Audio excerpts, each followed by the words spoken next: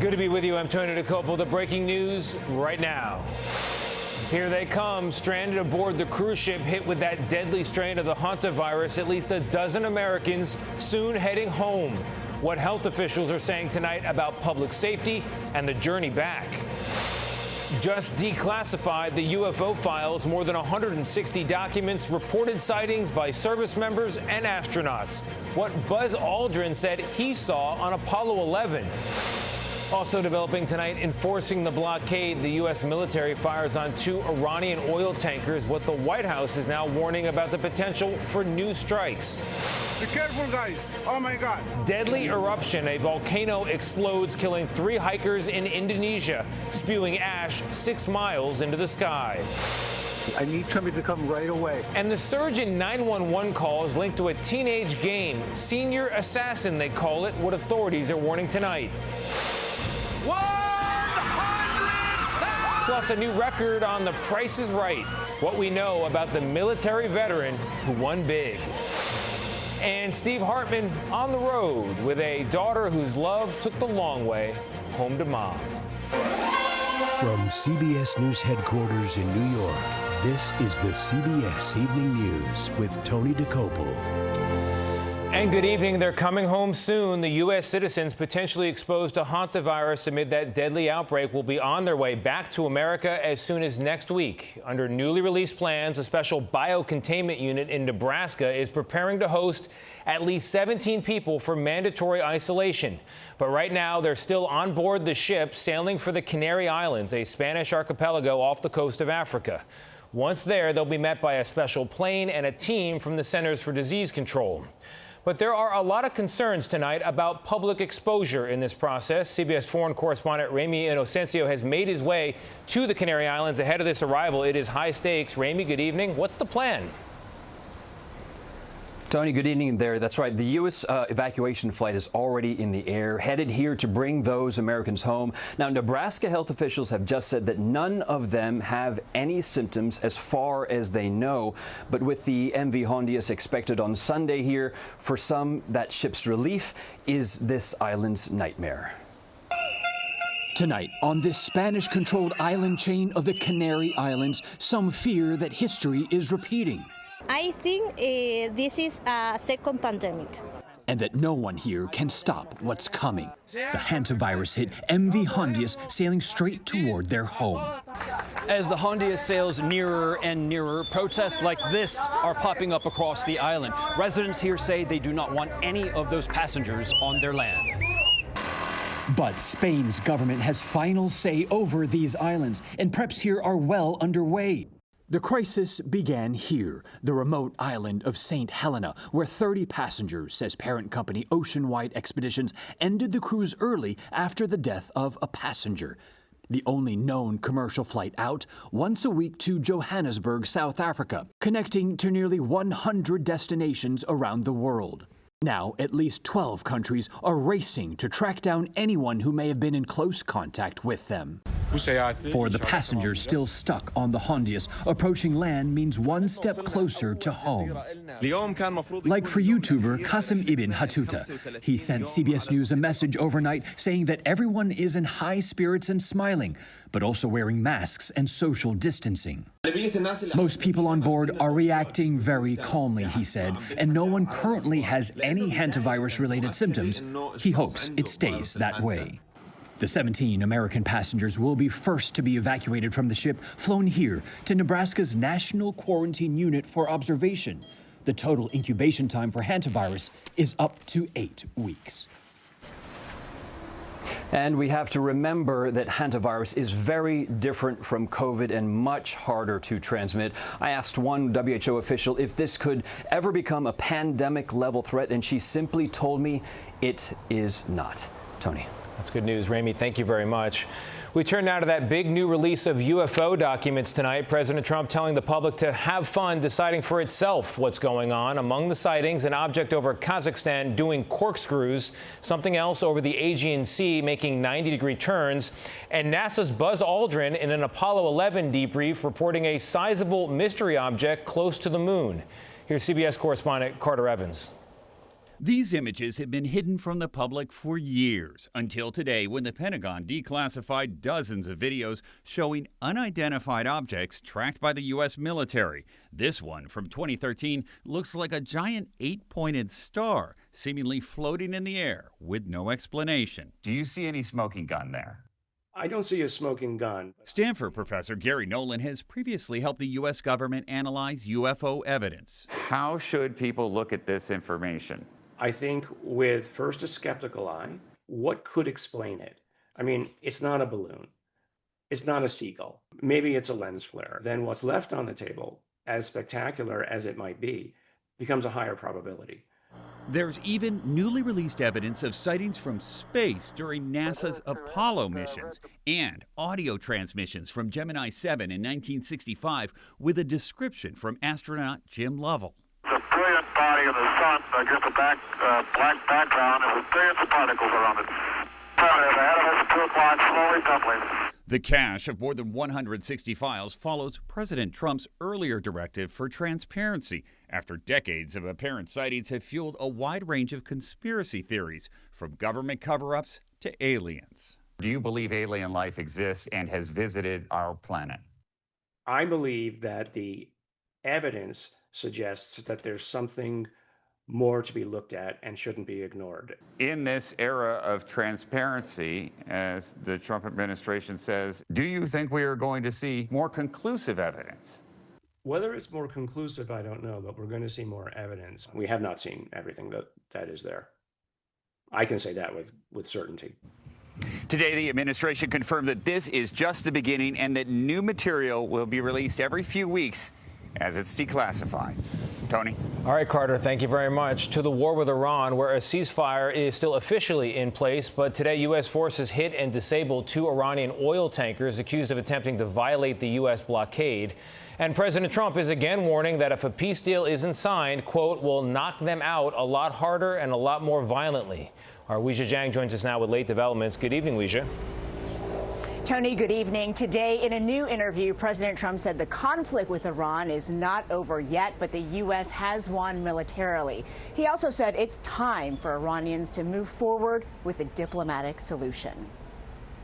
Thank you very much. Hosting an event in the Rose Garden, President Trump made no mention of the war in Iran as the administration waits to hear from the regime on the latest proposal to start negotiating a peace deal. We're expecting a response from them today at some point. Their system is still highly fractured and a bit dysfunctional as well, so that may be serving as an impediment. I hope it's a serious offer. I really do.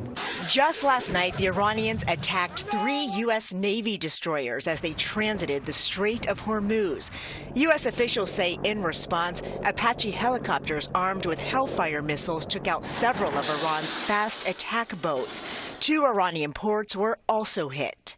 They were firing at us and we were firing back at them.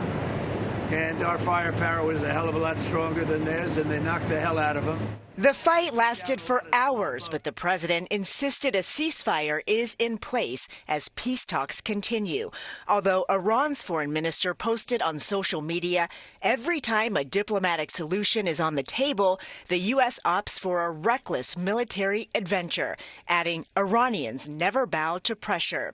Today, U.S. Central Command announced it disabled 2 Iranian vessels that attempted to penetrate its naval blockade in the Gulf of Oman. Secretary of State Marco Rubio addressed reports that Iran is establishing an agency to control traffic in the strait. That would be very problematic. That would actually be unacceptable. In another war, today the president announced Ukraine and Russia agreed to his request for a 3-day ceasefire, in part to observe Victory Day in Russia, commemorating the victory over Nazi Germany in World War II. Both countries have agreed to swap 1,000 prisoners. Tony. Weijia, on another topic related to the global economy, a U.S. trade court has ruled against President Trump's trade policy on tariffs. What can you tell us? That's right. You may remember back in February, the Supreme Court struck down President Trump's sweeping tariffs, prompting him to try reimposing them with a different law. But the Court of International Trade also found the tariffs to be illegal. Trump said he was surprised by the decision. The Department of Justice is expected to appeal. Weijia, thank you very much. Staying with politics, the voters of Virginia recently approved a new congressional map designed to give Democrats 4 additional seats in Congress. But today, the Virginia Supreme Court narrowly struck down those maps, citing a procedural failure and handing Republicans the edge in what has become a state-by-state fight over voting lines. Senior White House and political correspondent Ed O'Keefe has been following it. Joins us now. Ed, good evening. Tony, a referendum that saw more than $80 million spent, 3 million votes cast, and would have given Democrats up to 4 more House seats after November's elections is now nullified. But late today, Virginia Democrats said they plan to appeal to the U.S. Supreme Court. The Virginia decision comes as protests broke out in Louisiana today as legislators debated a new map that drops one of the state's 2 majority black districts. And it comes a day after chaos erupted in Tennessee as Republicans voted to eliminate the state's only Democratic House seat. Tonight in Alabama, the Republican governor there signed a bill changing that state's map, but only if the Supreme Court grants permission. Republicans, as you said, now have the edge, Tony, in redrawn states, but ultimately, voters are going to decide who wins after November. Ed, thank you very much. Turning overseas now to an area of the world known as the Ring of Fire that lived up to its name today. 3 hikers died on a remote Indonesian island when the local volcano erupted, as it has been repeatedly for decades now. Police say don't climb it, but people do, quote, driven by the desire to create online content. Chris Livesay now with video from the scene. Video captured the moment this volcano in Indonesia erupted. Oh my God, they died. Blasting ash nearly 6 miles into the sky. We have to move, the ash will fall down on us. Authorities say around 20 hikers were on Mount Takonu when it erupted Friday morning. 3 people were killed, and dangerous conditions have prevented crews from recovering the dead. Rescuers spent hours evacuating 17 survivors from the mountain slopes. Several were injured. The danger was hardly unknown. Mount Takonu has been erupting almost continuously for decades, and officials had already banned visitors from approaching the crater. Authorities say the volcano has become especially active in recent weeks, averaging nearly 100 eruptions a day since late March. Chris Livesay, CBS News. Still ahead on the broadcast, what high school seniors are doing playing with water guns and the risks of it. Also breaking tonight, a fire at a plastics factory in Tennessee. What we know.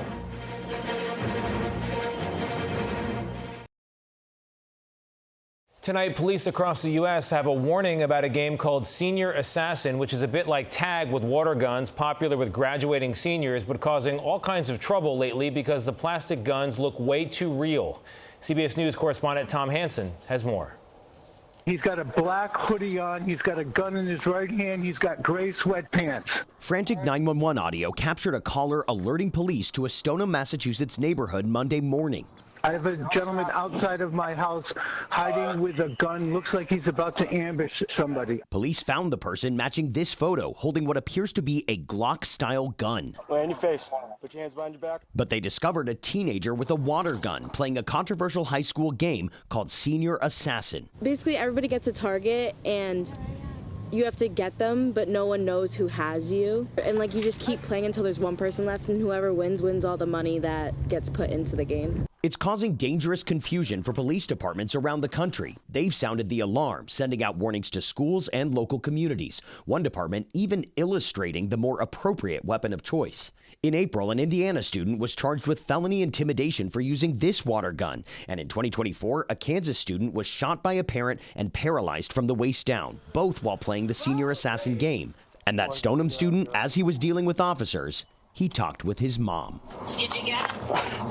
I got called by the cops, so it's good now, I'm fine. I'll be home soon. And Tony, this student did not get into any real trouble, but afterward, the Stoneham police chief reminded students to make sure those water guns don't resemble actual firearms. Tony? Good advice, Tom. Thank you very much. The Oklahoma high school principal who tackled an armed former student and prevented a mass shooting was honored for his bravery last night at the Oklahoma City Thunder game. He also sat down with our Matt Gutman, who asked him what he was thinking in that moment. I can distinctly remember I'm going to get shot in the face. And I think he pulled the trigger as he was coming up, and that's when he shot me in the leg. You can catch Matt Gutman's full interview with Kirk Moore Monday on CBS Mornings. Up next, come on down, meet the winner of the biggest prize in a single game in Price is Right history.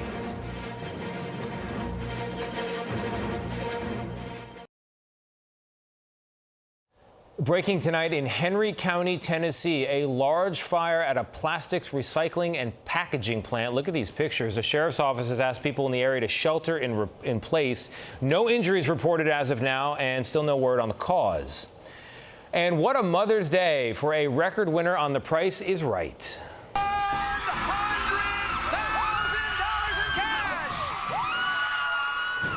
That's Vanessa from Virginia, U.S. military veteran, with her daughter in the audience. She kept guessing grocery prices, then winning big in a game called Lion's Share, at one point risking $127,000 in winnings to ultimately walk away with more than $240,000 in cash and prizes. Plus, congrats from host Drew Carey.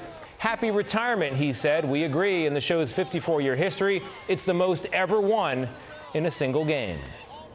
Today marks 1 year since the world's 1.4 billion Catholics got their first American pope.